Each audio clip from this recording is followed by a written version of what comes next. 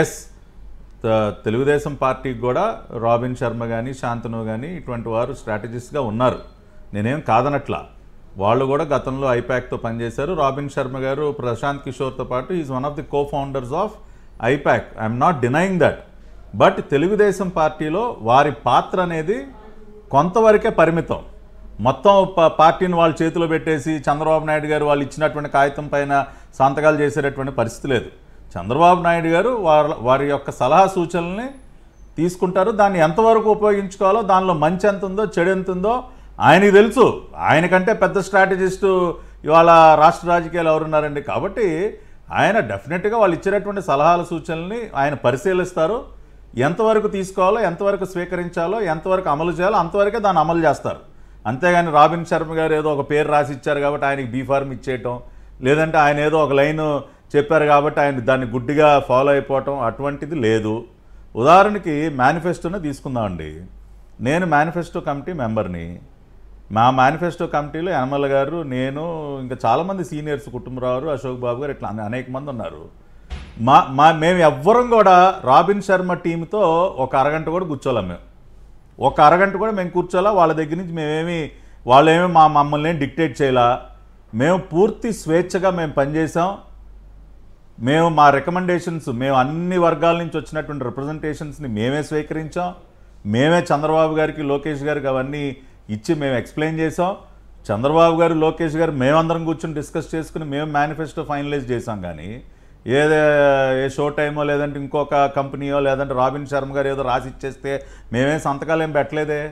కాబట్టి ఆ ప్రమాదం తెలుగుదేశం పార్టీలో లేదు. ఖచ్చితంగా ఉన్నమాట వాస్తవం. కానీ their role is permitted to only a certain extent.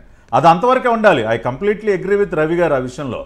పూర్తిగా రాజకీయ పార్టీని వాళ్ళ ఏ రోజైనా చంద్రబాబు నాయుడు గారు రాబిన్ శర్మ గారి ఆఫీస్కి వెళ్ళిపోయి వాళ్ళ స్టాఫ్ని అందరినీ ముందు నుంచో పెట్టుకుని, అబ్బా మీరు భలే పనిచేశారు, పార్టీని నిలబెట్టేశారు, మీ వల్లే నేను గెలిచిపోతున్నానని చెప్పి ఏ రోజన్నా అన్నారా?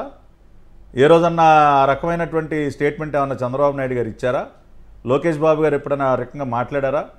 Yes, we respect Robin Sharma garu. నేను అనేక సార్లు ఆయనతో కూర్చొని నేను మాట్లాడాను. Is a intelligent person. ఖచ్చితంగా మంచి మంచి సలహాలు ఇస్తూ ఉంటారు. పార్టీ సీనియర్ నాకు ఆయనతో పరిచయం లేదు. మీ పార్టీకి చేస్తున్న రాబిన్ శర్మ గారితోనూ పరిచయం లేదు, వైసీపీకి చేస్తున్న రిషి గారితోనూ పరిచయం లేదు. బట్ వాళ్ళు ఎంతో కెపాసిటీ, వాళ్ళకి ఎంతో క్యాలిబర్, లేకపోతే ఎంతో ఇంటెలిజెన్స్ ఉంటే తప్ప వాళ్ళని ఎందుకు తీసుకుంటా? ఇంత పెద్ద పార్టీలు 100 కోట్లు కమిషన్లో లేకపోతే ఫీజులో ఇచ్చి తీసుకోరు కదా. We respect them, no doubt. కాకపోతే వాళ్ళిద్దరూ ఒక పక్షులే. అక్కడ సంథింగ్ కరెక్టే. అది నేను కాదనట్లా. ఇవాళ ఐపాక్లో గతంలో పనిచేసిన మాట వాస్తవం. వాళ్ళు అక్కడ ఐపాక్ కంపెనీని రాబిన్ శర్మ గారు, ప్రశాంత్ కిషోర్ గారు బీహార్లో కానీ యూపీలో అక్కడంతా కూడా కలిసి పనిచేశారు. సరే, ఇప్పుడు ఐపాక్ కంపెనీ పెట్టిన ప్రశాంత్ కిషోర్ గారు వాళ్ళు బయటకు వచ్చి వైఎస్ఆర్ కాంగ్రెస్ పార్టీ గురించి, జగన్మోహన్ రెడ్డి గురించి మాట్లాడుతూ ఉన్నారు. అవును. ఆయన అమలు చేసేటటువంటి విధానాలు కరెక్ట్ కాదు. ఖచ్చితంగా రేపు ఘోరమైనటువంటి ఓటమి పాలవబోతా ఉంది వైఎస్ఆర్ కాంగ్రెస్ పార్టీ అని చెప్పి. ఇవాళ ఒకటి సార్, ఇప్పుడు వైఎస్ఆర్ కాంగ్రెస్ పార్టీలో ఉన్నటువంటి వాళ్ళ పార్టీ నాయకులే చెప్తారు. అనేక మంది ఆ పార్టీ నాయకులు ఆఫ్ ద రికార్డ్ మాతో మాట్లాడుతూ ఉంటారు. వాళ్ళే చెప్తారు, ఏంటన్నా మా బానిస బ్రతుకు, ప్రతిదానికి ఐపాక్ అంటాడు, ఆడు మమ్మల్ని ప్యాకప్ చేయిస్తూ ఉన్నాడు ఈసారి. ఈయనేమో అసలు మా మాట ఏది విండో, అసలు మేము చెప్పింది ఏమి పట్టించుకోడు. అసలు వైఎస్ఆర్ కాంగ్రెస్ పార్టీలో ఒక మెకానిజం ఉంది. ఇప్పుడు మాకు డిఫరెంట్ లెవెల్స్లో కమిటీలు ఉన్నాయండి. ఏ రోజన్నా ఒక కమిటీ మీటింగ్ ఏర్పాటు చేశాడా జగన్మోహన్ రెడ్డి? ఇప్పుడు మాకు పాలిట్ బ్యూరో ఉంది, సెంట్రల్ కమిటీ ఉంది, స్టేట్ కమిటీ ఉంది, జనరల్ బాడీ ఉంది, అన్ని స్థాయి